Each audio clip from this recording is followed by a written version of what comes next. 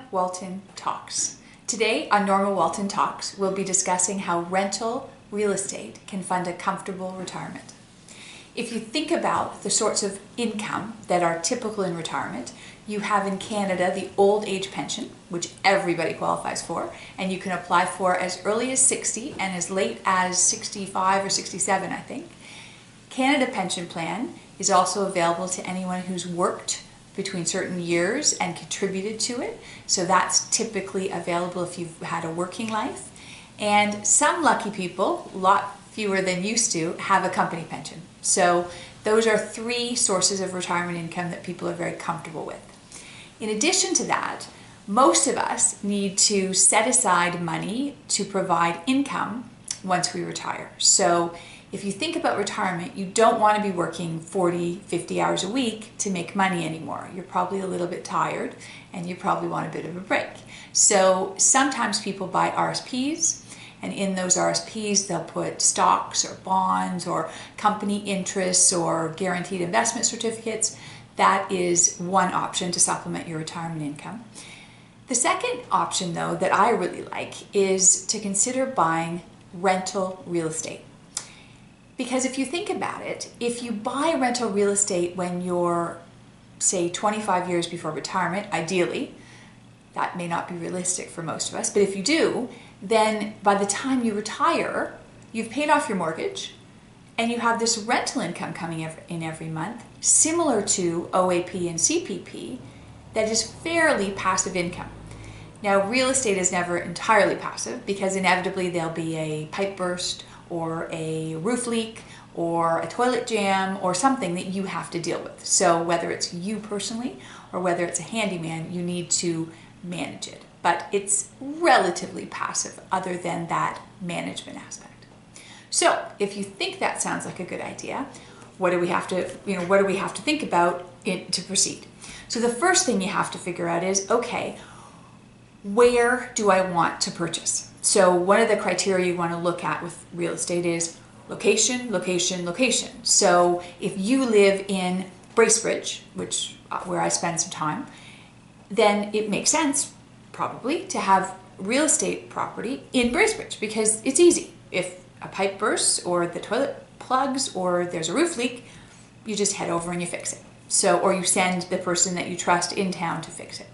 So the first thing you look at is location. You also want, in looking at location, a place where the real estate will hopefully increase in value. So, a northern mining town that's only dependent on one industry is not as attractive as a more diversified city or town where there's sort of stable industries that you can count on still being there 25 years from now. So that's the first criteria to look at. The second is, what amount of mortgage can you qualify for? Because the beauty of rental real estate is if you have a certain percentage of money, you can typically borrow from a bank up to 75% of the value of what you're buying. So an easy example is if you have $50,000, you can probably buy $200,000. And if that's available, then you know your budget to go out and look for a property. The third aspect of real estate is you want to figure out, will the real estate be cash flow positive from the beginning, or do you have to do some work on it before you can tenant it? So a lot of properties, you might be able to buy them really cheaply because you have to do work on them to make them better, to make them available to be rented. So in Toronto, there's a lot of people who will buy a second property and they'll finish the basement so they can rent the basement out, they can rent the main floor out, they can rent the second floor out. And that creates more income than if you just rented all of it to one family. So that's another thing you want to think about when you're looking at real estate as a source of pension income or retirement income.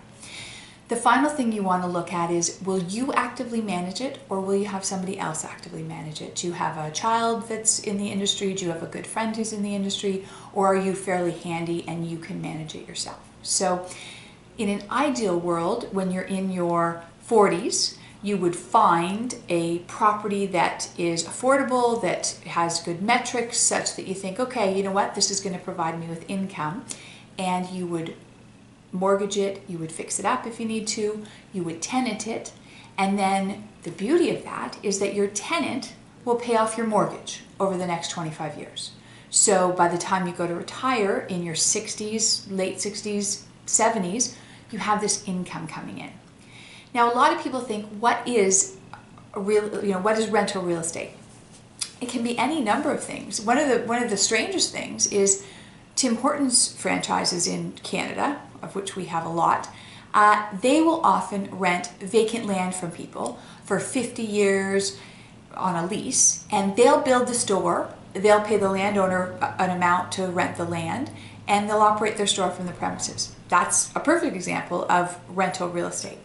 Another more common example is that you convert part of your house into rental, or you buy a second house and turn it into rental real estate. But you can do a duplex, a triplex. You can buy a 10-unit apartment building. You can buy a retail building. Maybe you have a Tim Hortons in the location that you own, and they pay you rent. That's rental real estate. You can have a commercial property. Maybe you have an industrial unit where a roofing company rents it out, or a warehouse rents it out. Anything where a tenant is paying you income is rental real estate. So that's the sort of thing you're thinking about and looking for when you're considering that as a means of supplementing your retirement income. So I'm a big fan of real estate.